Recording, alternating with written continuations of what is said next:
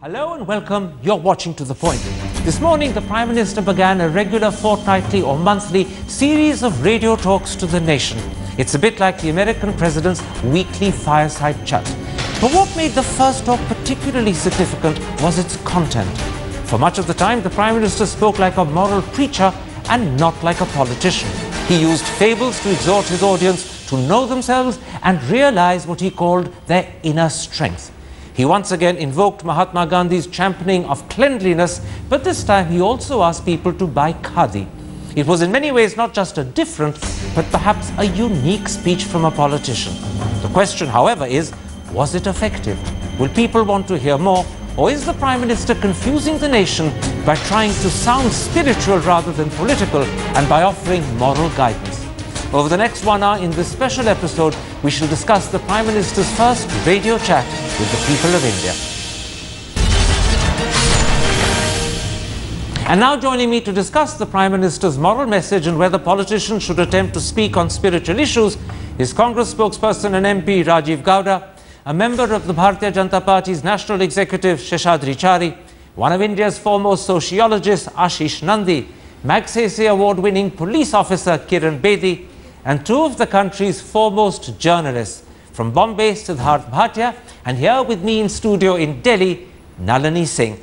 Seshadri Chari, at 11 o'clock this morning, the Prime Minister spoke to the nation by radio. He says he will do this once or twice a month, always on Sundays, always at 11 o'clock. Do you see this as Mr. Modi's equivalent to the American president's fireside chat? No, I don't think there is any parallel as far as the American president is concerned. But I think the Prime Minister is trying to outreach, and Prime Minister's outreach should be seen in the proper perspective, in the proper light. I think in the background of a Prime Minister who never spoke or spoke very sparingly for the last 10 years, and even before that we have had Prime Ministers for whom not opening the mouth was a strategy to exist in the office. You have a Prime Minister who is outspoken, who wants to connect with the people, and I don't see anything wrong. So I don't think we should be comparing it with Obama or comparing it with any other Prime Minister. I think these are all certain innovations that this Prime Minister wants to do and try. And I think we should welcome it. In a democracy, I think this is very good. In a way, connecting the people with the government, connecting the governance with the people. And as Winston Churchill once said, tell it to people. I think what Modi is doing is just telling it to people. What he is doing and what he is up to, everything is transparent. Rajiv Gowda, before I come to the content of what the Prime Minister said, and I will come to that in a substantial way in a moment's time, I want to ask one more general question. The aim is for the Prime Minister to establish an informal conversation where he speaks from the heart about issues that matter to him or issues that he finds of interest. Do you see this as a significant departure in Indian politics? Not at all. You've seen that various media have been used by Prime Ministers right from Nehru through Indira Gandhi. We used the radio to communicate, and then once the TV medium really took on, you had that medium dominate, and now Modi has been a pioneer when it comes to social media and newer forms of communication. So in that sense, he is demonstrating by going and using AR in this context, a way of reaching out to many others who may not have access to TV, who may be still reliant. And in that sense, it's a good thing because it is providing a connect between the country's leadership, in this case the Prime Minister, and the people of India. So in that sense, this is perfectly all right. There are many other questions we can ask about the timing, about I'll come to those later. But I'll come to those questions later, because I think those are the questions to do with the substance and content. But Kiran Bedi, I want to ask one more general question before I actually come to the content of what the Prime Minister said. Both because the Prime Minister used radio, but also because he specifically said so, he was addressing the poor, villagers, farmers. In other words, he was reaching out beyond urban and metropolitan India. Now, that always happens during an election campaign, but do you think it's important to institutionalize that sort of reach out of election campaign, and as the Prime Minister is trying to do on a monthly or even a fortnightly basis? Absolutely. The Prime Minister is not a political minister. He's a Prime Minister. And I think that's what the Prime Minister is expected to do, is to connect to the last mile. And I think he used the right kind of resources which were available, underutilized, or never actually realized the potential of reaching the last mile. So I think that's what the Prime Minister has done, not as a prime politician, but as a Prime Minister of India, reaching the last person, even when if it is through a mobile phone. So I think that's the resource which has been very well used by him. Let's then, Professor Nandi, come at this point to the content of what the Prime Minister said. I got the feeling as he was speaking that he was speaking not so much as a politician, but as a moral preacher. This wasn't so much a speech as something that sounded like a sermon. Would you agree? Up to a point, it was a political speech in the sense that he didn't want to say anything which will antagonize any section of the population. And my feeling is this style will continue, even when he talks about other social and semi-political issues. He has succeeded in politics by pursuing a style which was pioneered by Mrs. Indira Gandhi, when in effect the Westminster model was used as a presidential contest. So his persona is very important. Well, to be honest, all successful prime ministers who take their countries to substantive victories do get accused of bringing presidential models into the prime ministerial or the parliamentary system. Mrs. Thatcher was accused of that. Tony Blair was accused of that. David Cameron has been, although not to the same extent. I'm actually making a different point. When I say that this was a sermon, not a speech, what I'm saying is he did things like call upon people to get to know themselves, to realize and understand what he called their inner strengths. Those are statements that moral tutors make. Those are statements that spiritual leaders make, not politicians. That's why I said this was more of a sermon than a speech. Perhaps there is an element of that, something didactic about it, and also something, there is an element of exhortation in it. I do believe that, but I don't think ultimately that style will survive very long. Okay, let me take up that point with you, Siddharth Bhatia. As I said, he sounded like a moral tutor or a spiritual leader when he called upon people to know themselves, to understand, recognize, and then go on to fulfill what he called their inner strengths. Now, we're used to hearing that language from spiritual leaders. How will people respond to that language from a politician? Well, at this moment, as you know, Mr. Modi can do no wrong, so I don't think they're going to really care about distinguishing these two things. They've heard him as the politician, they've heard him as the election campaigner, and now they're hearing another side to him, because he is, after all, trying to remold his persona in the light of his victory. Now, I found the tone a bit avuncular, and you called it preachy. I thought there was a touch of the headmaster also. But otherwise it was exhortation by Khadi, look at your inner strength and all that. Now, it's a good strategy because firstly you've used a medium that's been lying unused and waiting for somebody to exploit it, which reaches everybody in the country, especially those who are not on social media and on television. And the second part of it is that you'll be using it to slowly, gradually, incrementally build up some kind of point of view. So I think you start like this and then go. That avuncular tone and that preachiness I don't think will go, because I think that's very much part of his persona, along with that of the personality. So this is to say, look, I'm your kind of a spiritual guide, but also your leader, and I'm telling you these are good things to do. Why don't you go out and clean the streets and the lavatories? And also buy some khadi, but we should also explore our inner strengths and take a step forward. So it's a combination, but I think he's going to start building it up towards something. You know, Nalini Singh, I want to pick up on that sentence that you heard from Siddharth Bhatia. The Prime Minister was both spiritual guide and leader. And that's the question that I want to ask to you.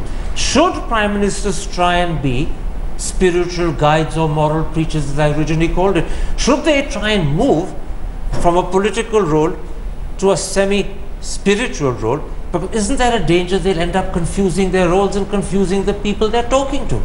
You know, Karan, if you'll allow me to say this, you are actually putting a person like the Prime Minister or any prominent politician from the opposition in a communication silo just now. This country is changing at the rate of goodness knows what, faster than you go to Mars. Now, if we have this, then we've got a situation in which it is true that the intensity and density of the media is thousands of times more dense and intense than a few years ago per square hour. So therefore now a politician is going to use the radio because if in travel to villages, you've seen that batteries for radios and torches are in 93% or 95% no one's of the denying population. the reach of radio. So I'm just talking saying, of the content. so do not, yeah, so therefore now look where you're going. If you're going to that, say that segment or that percentile of the population or decile of the population, which is actually the one luxury they have is a battery for a radio, then you're going to adopt a tone which says that today the country does have an emergency. I think it does have a kind of you mean to say a moral tone works better with the people he's trying to reach than a political one? Everything works. His taunting style seemed to work during the elections. His moral side might be something which is an input which is required. We'll come back to that. Mr. later. Chari, moving beyond the style, I want to talk about the manner in which the Prime Minister conveyed his message. A lot of the Prime Minister's speech, particularly when he was tackling what I call moral issues, was delivered through fables or parables. He spoke of the Sherni and the Bhed. He spoke of the traveller constantly asking for directions. Now, do you think these fables or parables were apt because they encapsulated his point, or could they put people off because they suggest he's treating them a little bit like children? No, Karan, I don't think these parables are out of place. These, you know, if you go back, Vinoba Bhave has used some of these parables. Jayaprakash Narayan has used these parables. Chandrasekhar used to go on Padyatra. In fact, after a long period gap, it was former Prime Minister Chandrasekhar who embarked on a Padyatra, and he said, this is my best way of connecting with the people. And he has also used these parables. I have heard some of these parables from Comrade Dange. During his speech in Maharashtra in Marathi, I have heard his parables. He has even used parables from Mahabharata and Ramayana. Dange for that matter. Now, these what we are seeing as moral or religious issue is basically, it is a social and economic issue. Mahatma Gandhi himself said, Khadi has nothing to do with just morality or religion. Khadi is an economic issue. Knowing oneself is an economic issue. Knowing the strength of the people is an economic issue. When you connect this with Swadeshi, when you connect with this production, when you connect it with the collective strength of the people of the country, translated in economic terms, it means something very huge. It is something like the Americans used to say, be American, buy American. The Chinese are very, very I mean, they are used to this kind of Swadeshi, I mean, quote unquote Swadeshi in the Chinese language. So I think this is the language that Modi is trying to convey to the people, especially in the background of what is happening in the world today. So I don't look at this issue as a moral issue. It is not pontification from the Prime Minister. I think he is slowly leading the country to something more different, a self-reliant economy and something broader. So I think we should look at it from that perspective. Mr. Gowda, the Prime Minister, and I'm picking up on something that Mr. Chari mentioned a moment ago, the Prime Minister pointedly asked people to buy at least one item of khadi. He said it would be a hanky or a towel, a sheet or a pillowcase, or even a curtain, because, as he said, this would benefit the poor. Now, politicians in India, at least in living memory, have never given this sort of advice. So let me first ask you, as a politician yourself, how do you respond to receiving such advice from the Prime Minister? Well, what Mr. Modi has done today is soften his image and build this very soft communicative tone where he says, he makes it easy for people to translate ideas into action, right? So this example of buy a piece of khadi is a doable action, as well as the impact on a poor family that makes the khadi. It's, you know, that's all. It's all very good communication. On the other hand, think about the economic message that's being given here about self-reliance. Self-reliance is a good thing. We're also in an international market where we will need to export, we will need to import, and there is going to be comparative advantage and all sorts of things. We shouldn't confuse the people into, you know, Swadeshi alone kind of a mindset either, which can have its own, you know, backlashes. Now, I want to go to one or two other points, Karan. One is this softening of the image is an attempt to change from the Modi of the campaign and the Modi that we have seen before, you know, of the very polarizing rhetoric. And this needs to be juxtaposed against what his party members do, what happens on the ground, etc., where you do see continuous polarization, including in his most recent constituency of Vadodara. And then, when you talk about, you mentioned elections when you spoke to Ms. Bedi, and if you recall, there is an election going on in Maharashtra, there's an election going on in Haryana, so you have today essentially the Prime Minister making a speech which might be a violation of the Election Code of Conduct, but should not be seen in isolation, but we should be seen along with Mohan Bhagwat's much longer and much more, Mr. Gowda, you know, contain yourself to one or two points, because if you contain yourself to one or 2 points, because if you spread yourself so widely, it's not just about going on radio and speaking avuncularly. Mr. Gowda, contain yourself to one or 2 points. Don't speak so widely, because we lose track, and I don't want to lose track and structure of this conversation. I'd like to bring up things in a way the audience can follow, rather than bring it all up at one go. Let me come back for a moment to this appeal made by the Prime Minister to people to buy at least one item of khadi. You're a sociologist. Your life is in fact trying to understand how people respond and why they respond. How do you think people will respond to a Prime Minister telling them to buy at least one item of khadi? Will they welcome this advice? Will they mock it, as sometimes people do? Or will they just ignore it?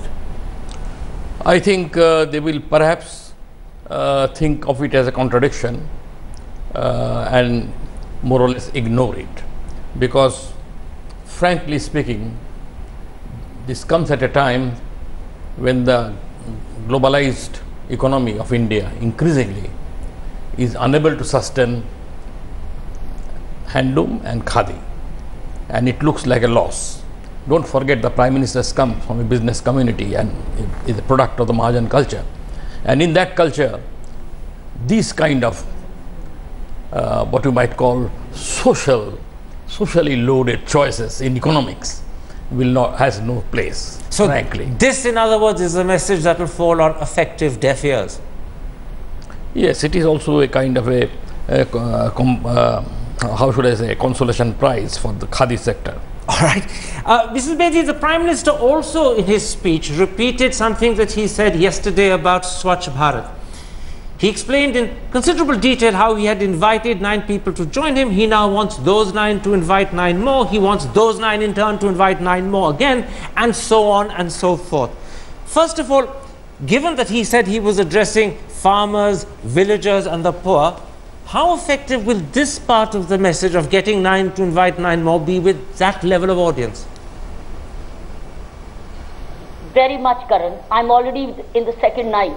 In fact, I've already been invited to be one of the second 9 by nobody other than the Goa Chief Minister. I've already got my other 9. So with the 9s which we are connecting are all activists, mobilizers, who've got a lot of organizations and people behind. So it's going to work. What I'm seeing today is the Prime Minister is filling in a vacuum of leadership.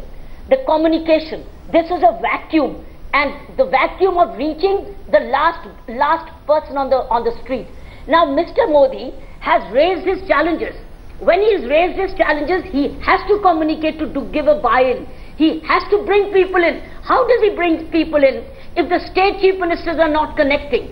If the bureaucrats don't connect, or some of his own people don't go the last mile? He has to give the lead, because he is giving tall aspirations. How does he implement? He has to lead even in communication style. And I find Mr. Modi filling in that vacuum. And I think he's giving strategies to filling in the vacuum. Okay. And they have to work, because it was bankruptcy of leadership to now a movement towards leadership. And that is what I noticed. It is an amazing strategy, and it is authentic. Okay. It is genuine, because the last person I've connected with a simple mobile is listening to him, and he's getting the buy-in, and that is where his success lies. And without allegory, without visualization in such a short time, how to deliver the message? So therefore, I've noticed he's using like a PowerPoint. Siddharth Bhatia, I want to bring you in because this is a very important element of what the Prime Minister is doing. He's being innovative and he's being imaginative in trying to create a chain that he hopes will rapidly proliferate. Journalists usually tend to be skeptical of politicians when they're being innovative and imaginative, but do you think here the Prime Minister could end up being actually creative? Or do you have journalistic skeptical doubts? A little bit of both. If you recall way back when we used to have this Each One Teach One program, and there was this movement towards literacy and all that. And the program itself was successful for a little time, but ultimately government programs step in. So if people see that this Swachh Bharat thing is very, very serious, rather than just being left to the, time constraints and whimsicality of people, but there is a kind of official drive behind it, there is something that goes on, something sustainable, then perhaps people will start, mindsets will start changing. The skeptical part is that, we see these kind of very noble initiatives. You have people who say, yes, I'm going to do it for a little while. And the same applies to the Khadi thing. I mean, people are not going to go and stop buying foreign goods. So one Khadi per month really means nothing. Our politicians themselves are slowly jettisoning it. So I think the skeptical part of me says that these are wonderful homilies. My other fear is that the law of diminishing marginal returns will set in, and when these kind of homilies or whatever else comes every 15 days, people will start saying, one more recording, okay, let's see one more message, this time what he has to say. But it will start losing its novelty factor. So unless these things are backed by some kind of program at the school, at the college, at the office level, I seriously doubt I think Mrs. Bedi is being ultra optimistic. I personally think that this kind of thing doesn't have sustainability. I want Nalini Singh at this point to slightly broaden our discussion. Both when the Prime Minister was talking about cleanliness yesterday and today, and then when he talked about Khadi today, he was clearly invoking Mahatma Gandhi. And in fact, invoking Mahatma Gandhi is something he did a lot of in America. He did it when he met President Obama, he did it at the UN, he did it with the Council for Foreign Relations. Now normally, RSS Pracharaks do not invoke Mahatma Gandhi. The Prime Minister is clearly doing it deliberately. In your eyes, how significant is this deliberate, conscious gesture by him? And it's more than a gesture now. I think at the two levels is different. Internationally, he's doing it because Mahatma Gandhi is well recognized. He is actually equal to India that used to be, that won its freedom. One fakir won the freedom, and that's the fakir. Here in India, I think the concept now is completely different. Mahatma Gandhi has never gone out of focus in the hearts and minds of Indians. This Prime Minister is reaching out to the last Indian. I'm not claiming that the last Indian who doesn't have a mobile knows about Mahatma Gandhi or sings Mahatma Gandhi's praises every day. But somewhere Mahatma Gandhi resides in the DNA by now. So but for the Prime Minister to take simple things that Mahatma Gandhi used to say, be clean, cleanliness, if issues like that, and participation, I think that it is really a communicator who has mined Mahatma Gandhi's great presence and eternal presence amongst us for this. I would also like to say that when Siddharth is talking about the downward sloping curve of such initiatives of talking, I don't think we should now say that we'll see our leaders only at election time. In fact, I would say even opposition leaders should talk about what is, what is in their heart. In other words, they should emulate the Prime Minister and start having their own little fireside chat. I don't think so. I think let's not broaden this into advice for politicians of the other side. Let's stick for the government. Give them time. Let's stick to this thought that the Prime Minister is consciously using Mahatma Gandhi as a vehicle, as a means, as a metaphor for communicating. He's harking back. Why do you say using? Okay, harking back, using, call it what you want. The verb doesn't matter. The effort is more important. But what I did notice, Mr. Chari, is that when the Prime Minister invokes Mahatma Gandhi, he does it in connection with Mahatma Gandhi's campaign for cleanliness. He does it in connection with Mahatma Gandhi's stress on khadi.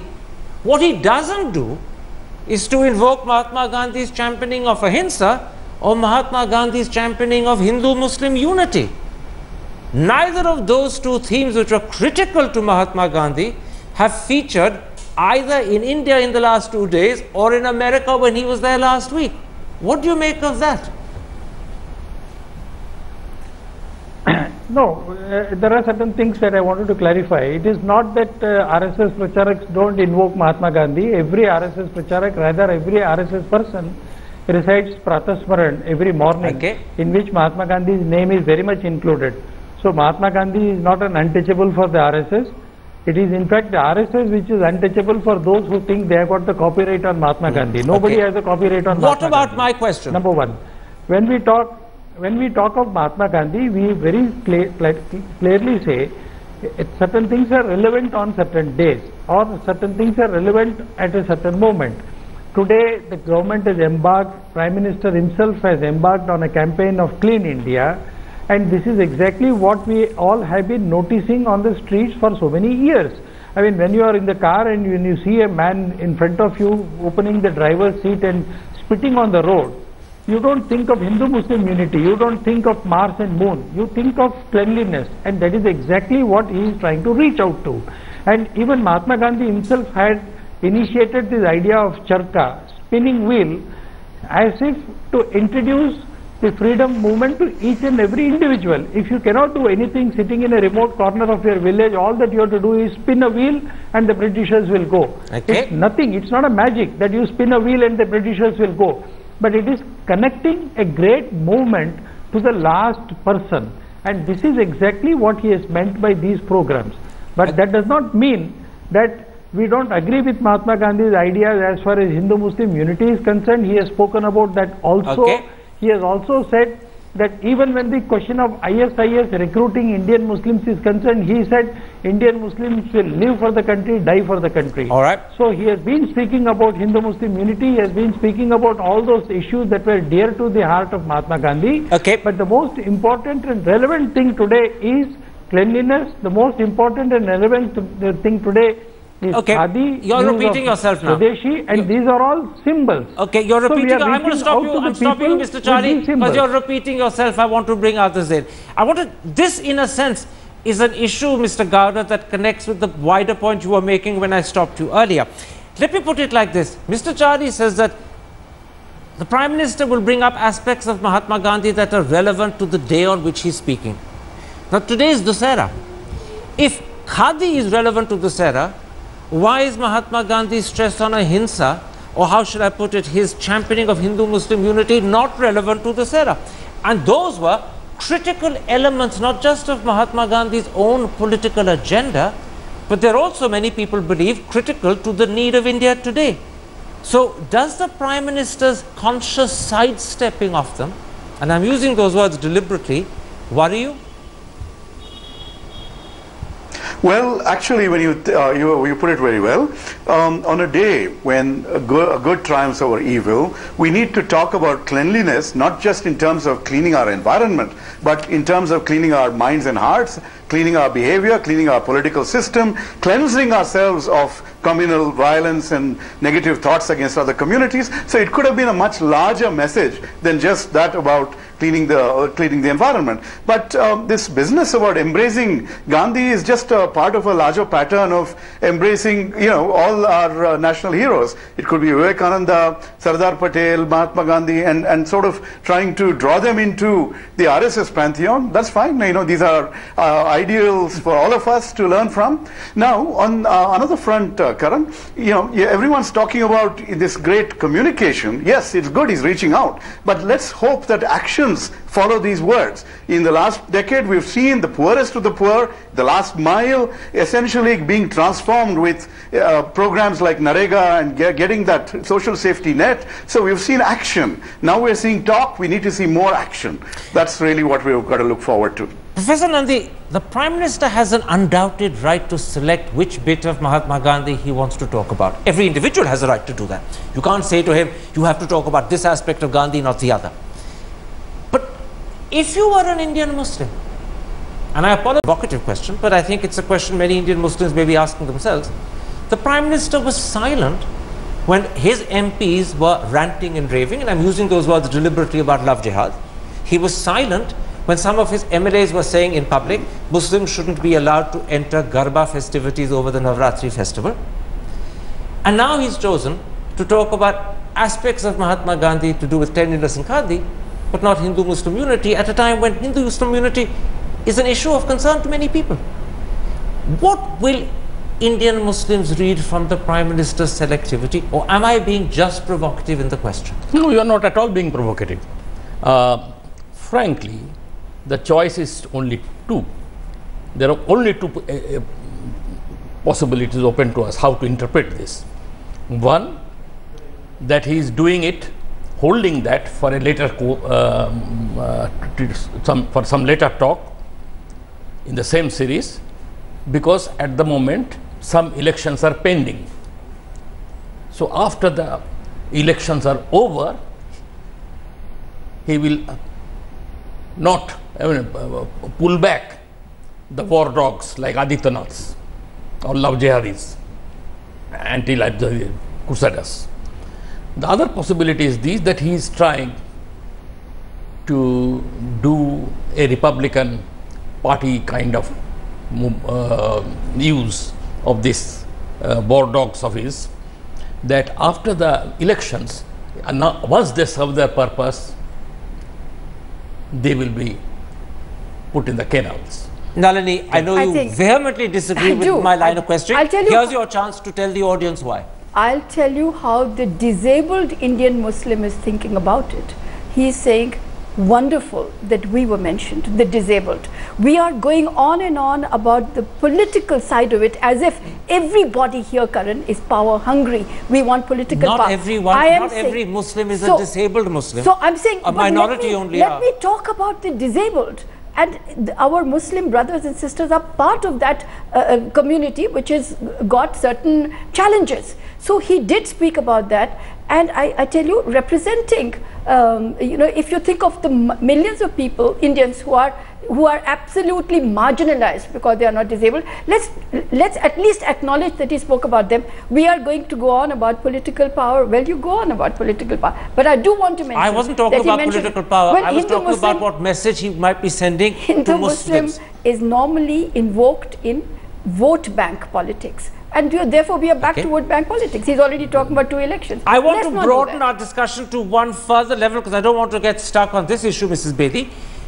Do you think that instead of talking about the issues he did, which are no doubt important, but some think they verge on the moral and the spiritual, and therefore perhaps don't sound good from the, or don't sound right perhaps from the mouth of a politician, should the Prime Minister instead have talked about big political issues where decisions are difficult to take, and shared with the country the problems he faces in taking those decisions, the odds and pros and cons that he's having to deal with, so that that aspect of politics is explained to people?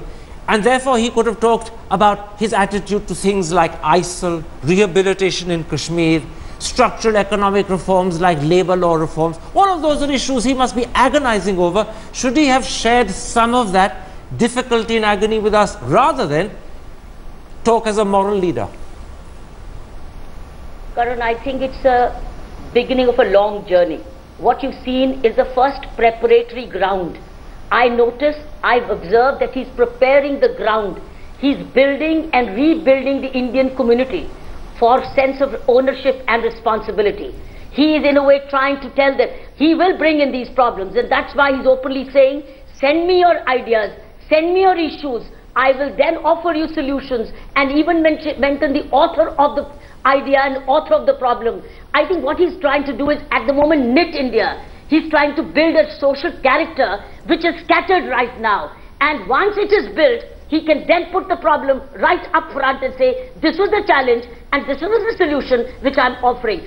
I think what he's taking the India towards is reminding them, Gandhiji said, be the change you want to see. So he said, here is the change. You be the change, I'm driving the change, these are the challenges of the change. So, but you cannot do it without preparing the population. So he's preparing the community to take on. I do believe he's an authentic follower of Gandhi. Do you remember 100 days, when he took over, he had only one picture of Gandhi behind him. Did he say, probably think 150 days ahead, he will be talking about Gandhi like this? I think he's an authentic follower of Gandhi. He believes in it, and therefore there's nothing artificial about it as I see. Siddharth, I'm going to end by questioning some of the skepticism you showed a moment ago when you said that the novelty of this sort of address to the people, this sort of fireside style chat will wear off. Clearly today, tens of millions, maybe even hundreds of millions would have watched the Prime Minister. Now, he's a compelling speaker, and he does have a knack for raising issues that matter to people and talking about them in language that they can relate to, with metaphors, allegories and fables that people can identify with. Why do you believe the novelty will wear off? Why could the opposite not be the case, that this could become a roaring success and a tradition that carries on? Oh, Karan, I completely accept your point. I must point out that I said it could wear off if it doesn't lead towards something. And in fact, taking off from what the others have said, it could be actually heading for something. It could be heading for preparing the ground for something. It could be heading for, setting out certain policies which might be a little unpalatable. You build up a constituency, and when it comes to hundreds of millions, I mean, whatever you do in this country goes into hundreds of millions. So if everyone's got a mobile phone and a radio, and then it's beamed by television, I don't know how many of them will be beamed live by television eventually, but you reach a lot of people. There are 2 million followers on Twitter. That touches one class of people. This could touch another class. So it could lead to something. Now, whether it leads to something really monumental or beneficial, or just become small incremental things to constantly talk about it, I think the latter is not going to happen, because I think that he and his communicators have a strategy behind this. What the strategy is, we can't say. I just want to touch upon one of the other things you said, that why didn't he talk about this part of Gandhi and that part of Gandhi. The Gandhi will be invoked whenever the time comes. In fact, I personally think he'll be invoked a lot, and it will lead to something. Okay. The trouble is, if it heads only in the direction of avuncular advice, with a little bit of finger wagging in fact, and talking in parables. The villager loves parables, but he's not that unsophisticated either. He's moved on. If it remains at that level, then people are going to take it as one more routine broadcast.